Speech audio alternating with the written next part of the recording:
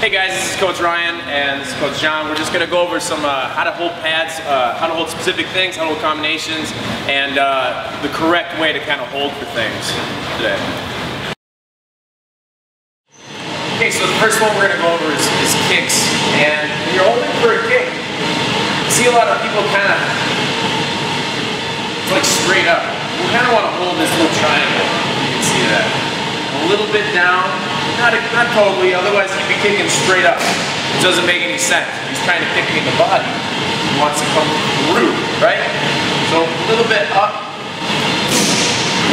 He's aiming for this pad. You want to try and remind him that. And then also, when he kicks, I'm not going to just be really loose. If he kicks and it's just loose, it's going to just knock me back. And that's bad for both of us, all right? So you want to think, I'm here when he kicks, I push back, just a little bit. Just want to give it, not a lot, I'm not saying you want to meet it with like the juggernaut. You just want to sit here and he goes. So it doesn't affect you that much and you give him a little bit of resistance. Alright, so either kick is that way. So as it's going, push, go, every time, a little bit of a push and he kicks the body. Alright guys, I want to talk a little bit about holding for knees. It's really important. Obviously, your knee can be really destructive if they miss a pad. You can get injured and stuff like that in the body. So you want to make sure that you have a good platform for them to hit. Also protecting yourself, but also I think holding pads for kicks and knees especially gives you a really good understanding of how damaging that can be to your body. One thing that I see a lot of people do that I feel like is a pretty big mistake is holding it away from your body. Another thing is putting the pads on too tight. What I want to do is be able to kind of churn this just a little bit when I'm holding it against my body so it faces line a little bit more. So now when he knees for a long knee, boom, gives him a really nice flat platform to hit at. Okay? I like this combination of belly pad and thigh pad together. I can just rest this right on top. It churns a little bit naturally because it's not too tight on my arm. I'm not using my thumb inside here, that's a big no-no. So I want to just turn this just a little bit, hold it against my body.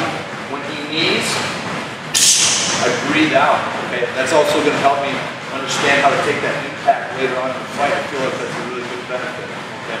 One of the things that I'll see sometimes that people do, and it's really good as a beginner, if you don't have the belly pad, you can stack these on top. I turn this one just slightly, I stack this one on top, and I pull it closer.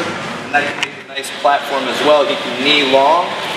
He can grab in and skip knee really well with this. Okay? I feel like that's a good platform, especially if you're a beginner and you want to take a little bit less impact. That's a good way to do it. But with the belly pad on, I like to hold one pad right across the front. He can knee here. He can grab in and skip knee. 1, 2.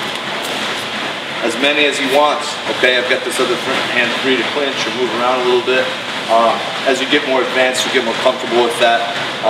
You don't have to meet the impact too much. You kind of get a feel for breathing out as they knee. That's going to really help you later on when you're clinching, when you're in a fight, getting hit to the body and stuff like that. So.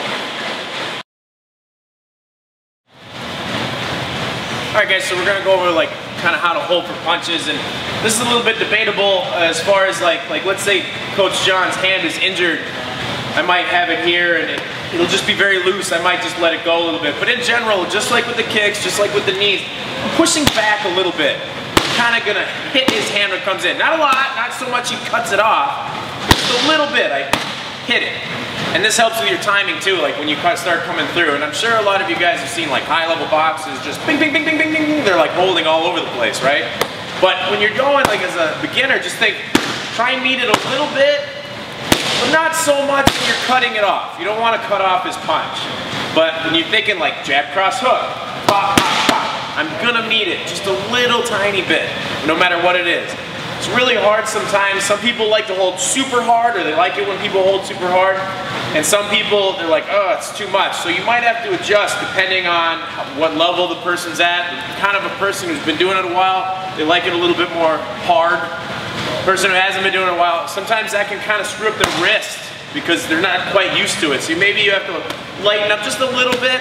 Should still kind of meet it a little, but not too much, depending on what level they're at. So that's a little bit more debatable, but you still want to have a little bit of force there. Otherwise, they're kind of shadow boxing, basically, which is not really a pad holding activity, right?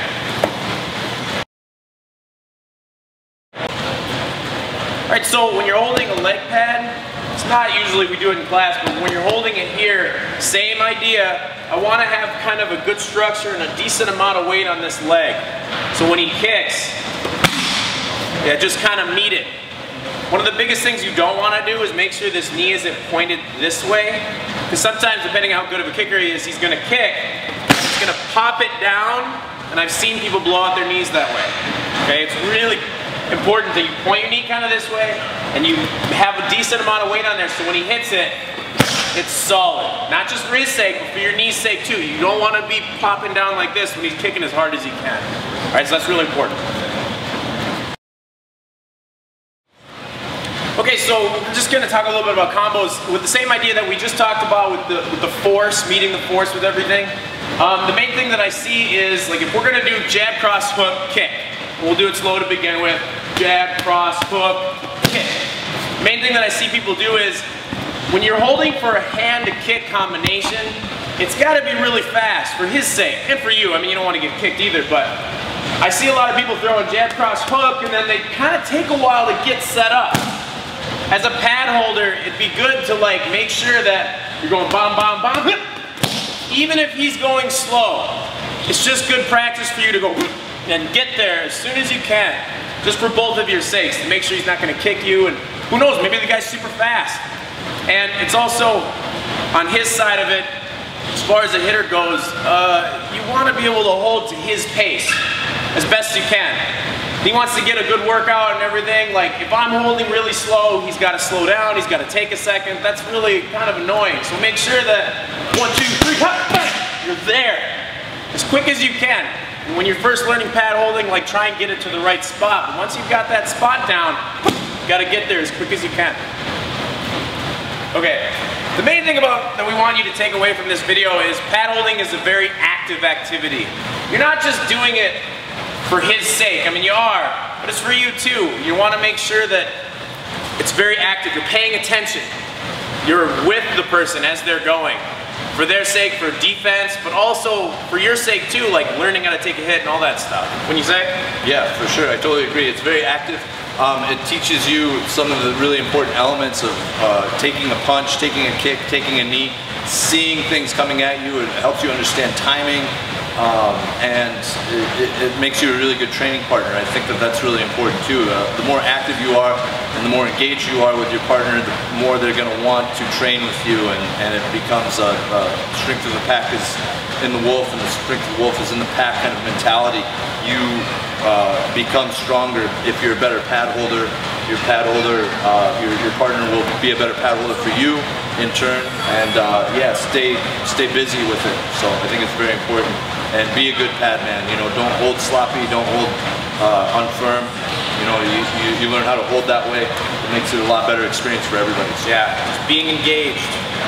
Sure.